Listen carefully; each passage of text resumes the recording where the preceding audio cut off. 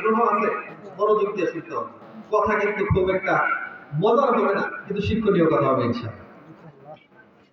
আল্লাহ রাসূল সাল্লাল্লাহু আলাইহি ওয়াসাল্লাম বলেছেন, সাবআতুন ইউযিল্লুহুমুল্লাহু ইয়াওমা লা যিল্লা ইল্লা যিল্লুহু। সাত শ্রেণীর মানুষ, সাত শ্রেণীর মানুষ কাল কিয়ামতের ভয়াবহতার দিনে আল্লাহ তাআলা তাদের জন্য আরশের ছায়ার ব্যবস্থা করবেন। এই আরশের ছায়ার নিচে যদি কোনোভাবে ঢুকে যাওয়া যায়, আর কোনো টেনশন, সামনের ঘাটে সব আরাম হবে।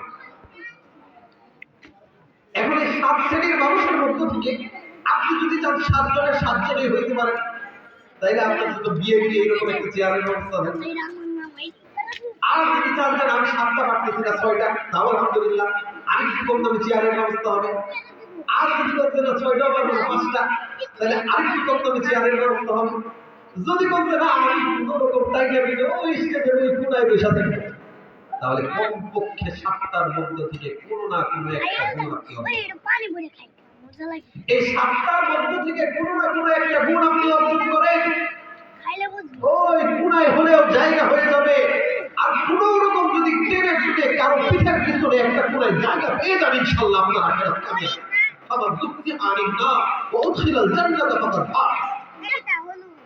জাহান্নাম থেকে মুক্তি পাওয়ার জন্য জান্নাতে একটু আশ্রয় ধরতে পারেন, বাস সফল। আল্লাহ রাসূল সাল্লাল্লাহু আলাইহি ওয়াসাল্লাম যে সাত শ্রেণীর মানুষকে বলেছেন যে এরা আরশের নিচে জায়গা পাবে, এর মধ্য থেকে এক নম্বর হচ্ছে আল ইমামুল আদিল, ন্যায়পরায়ণ বাদশা। বলেন এক নম্বর কি? মুখস্থ করতে হবে কিন্তু আমি ধরব।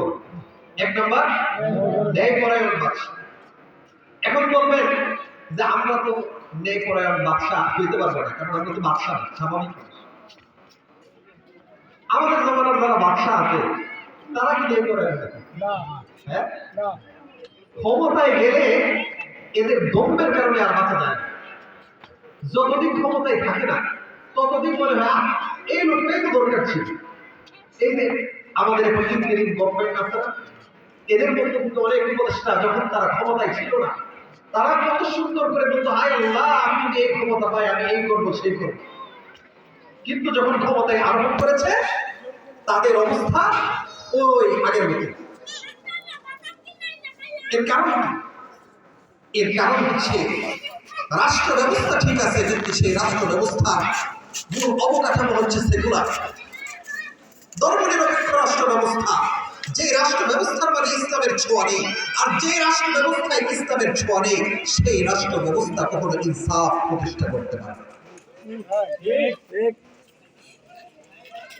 ইসলামের অনেক খলিফা ছিলেন, আমি সকল খলিফার কথা বলবো না।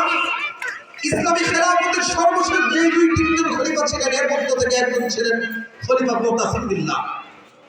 প্রায় তার সে যে এলাকায় বসবাস করত,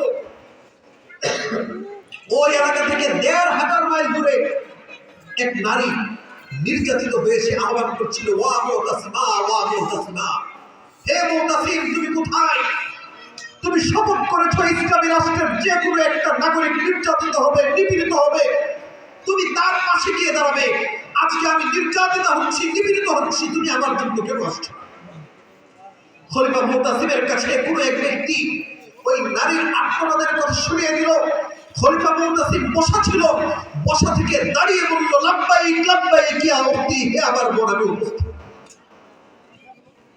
এই ছিল ইসলামী রাষ্ট্র ব্যবস্থার অবস্থা, ইসলামী শাসকদের অবস্থা। আল্লাহ তাআলা আমাদের বাংলাদেশের ইসলামী রাষ্ট্র কায়েম করার তৌফিক দান করেন।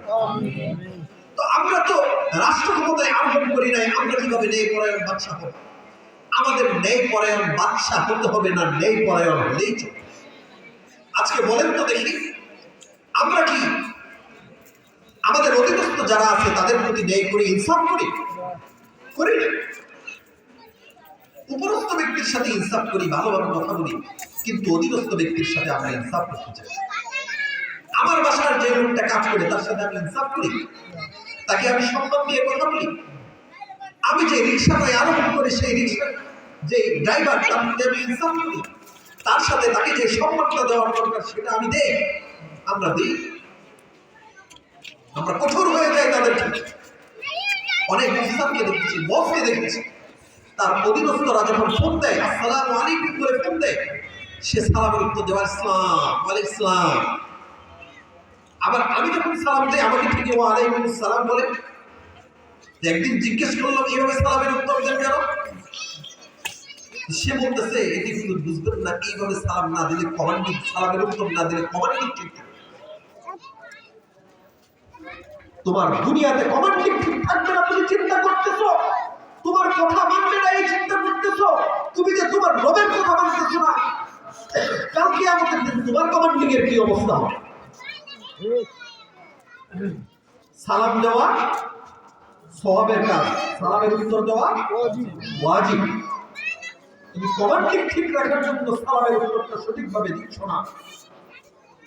মনে রাখবা কাল কিয়ামতের দিন তোমাকে যারা অধীনস্থ হিসাবে রাখবে, তুমি যাদের অধীনস্থ থাকবা সেই ফেরেশতারাও তোমার সালামটা ওইভাবে দিবে।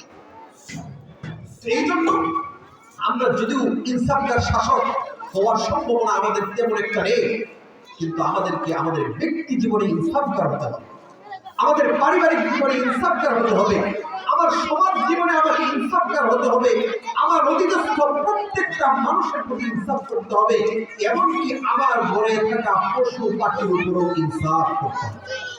আছে না হাদিস? আছে। মহিলা জিরাকার মহিলা, প্রতিটা মহিলা কুকুরকে পানি পান করায় দাও, আর আবেদা মহিলা ঘরের মধ্যে বিড়ালকে আটকে রেখেছিল, খাবার দেয় নাই, বিড়াল মারা গেছে, জাহান্নামে হয়ে গেছে। তো পশু পাখির প্রতি ইনসাফ করতে হবে। আমরা যদি আমাদের ব্যক্তি জীবন, পারিবারিক জীবন, সমাজ জীবনে ইনসাফগার হই, তাহলে ইনশাআল্লাহ ইনশাআল্লাহ আল্লাহ রাব্বুল আলামিনের 7 প্রকারের কোন এক প্রকারের ভিতরে ঢুকিয়ে আমাকে জান্নাত দিয়ে দিবেন। আরশের ছায়ার নিচে যাই।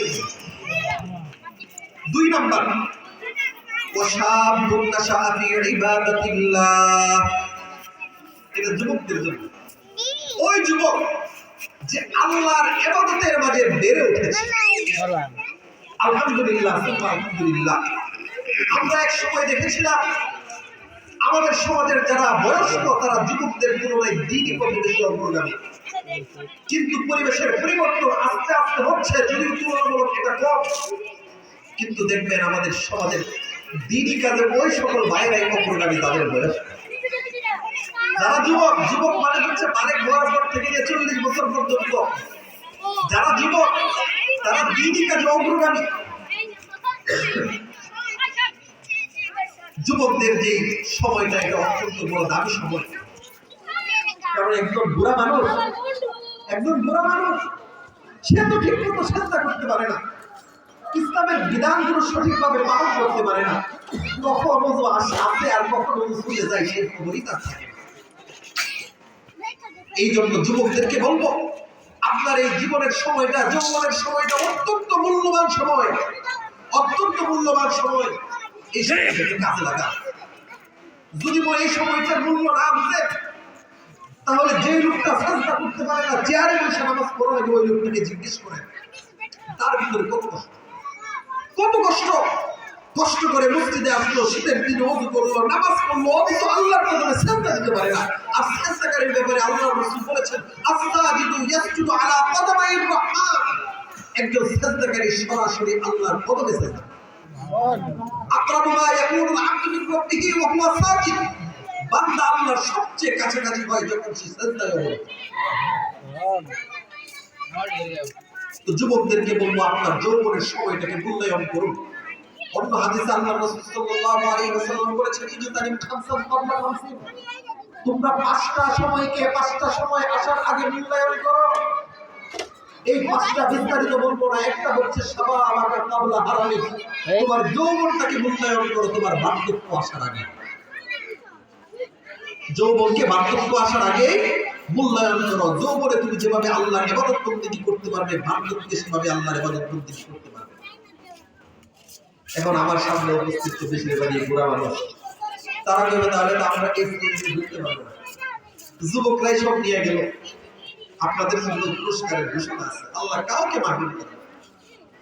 আল্লাহ রাসূল বলে দিয়েছেন একজন সাদা দাড়িওয়ালা ব্যক্তি, বয়স হইতে হইতে দাড়িগুলো সাদা হয়ে গেছে, ওই ব্যক্তি যখন আল্লাহর কাছে 2টা হাত তুলে, আল্লাহ তাআলা এই 2টা হাত ফিরিয়ে দিতে লজ্জা পায়।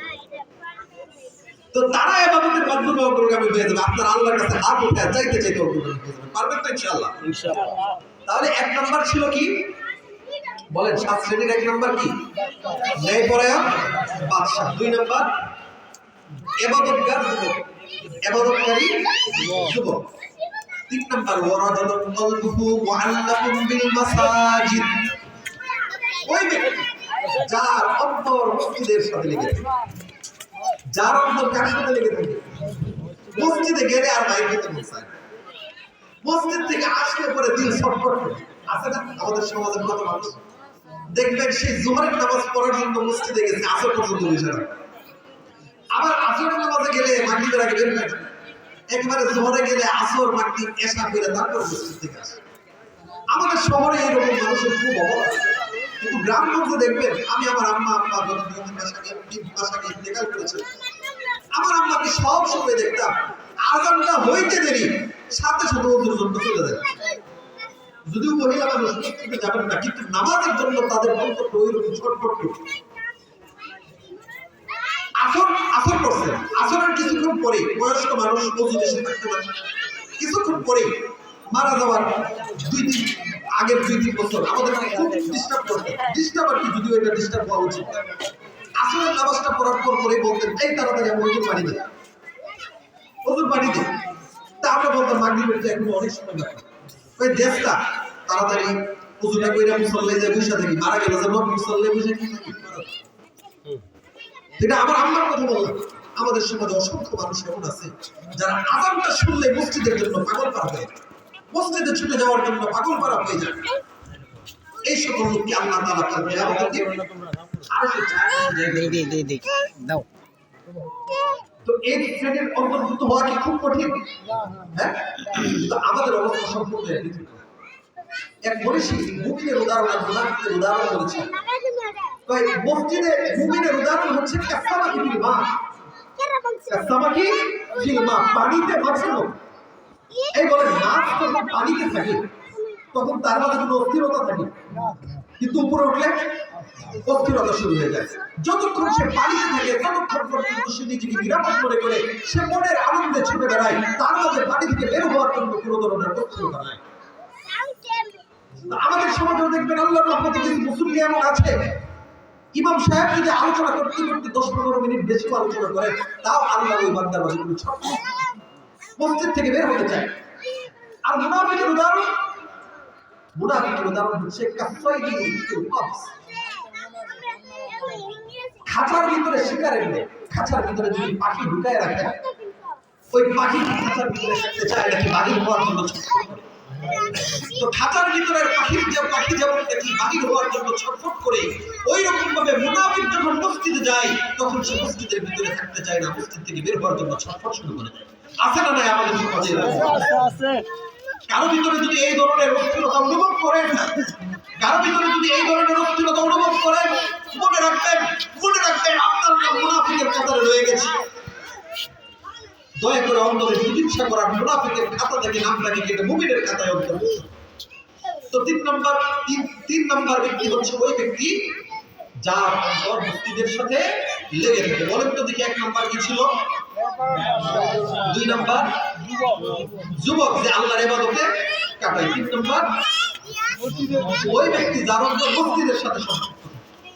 4 নাম্বার, এটা হচ্ছে সবচেয়ে সফল, রাজুলানি তাহাব্বা ফিল্লাহ ইজতামা আলাইহি ওয়া তাফাররাকা আলাইহি।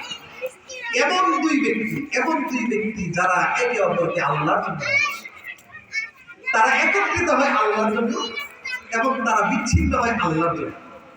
বলেন তো দেখি, এই যে আপনারা এখানে আসছেন, বিরাটি দিব, হ্যাঁ, যাওয়ার সময় একটা খাম দিবে,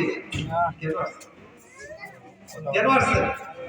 আল্লাহর জন্য এসেছেন, যেখানে আল্লাহর কথা বলা হবে। এই যে মানুষগুলো বসে আছে চুপচাপ, কি করতেছেন না? আমি তো কোনো সুযোগ দিতেছি, চিল্লাচিল্লি করতেছি, বাহ্যিকভাবে কানের মজা নাই, কিন্তু এরপরেও চুপচাপ বসে আছেন। কেন বসে আছেন? যে কিছু দ্বীনই কথা শুনতেছে, আল্লাহর কথা শুনতেছে, আল্লাহ রাসূলের কথা শুনতেছে। এই যে আমাদের একসাথে বসা, এটা হলো আল্লাহর কথা। আমরা যদি একে অপরকে আল্লাহর জন্য ভালোবাসি, তাহলে ইনশাল্লাহ সুম্মা ইনশাল্লাহ আমরা এই শ্রেণীর অন্তর্ভুক্ত হয়ে আরশের ছায়ার জায়গা করে যাচ্ছি। তো বলছিলাম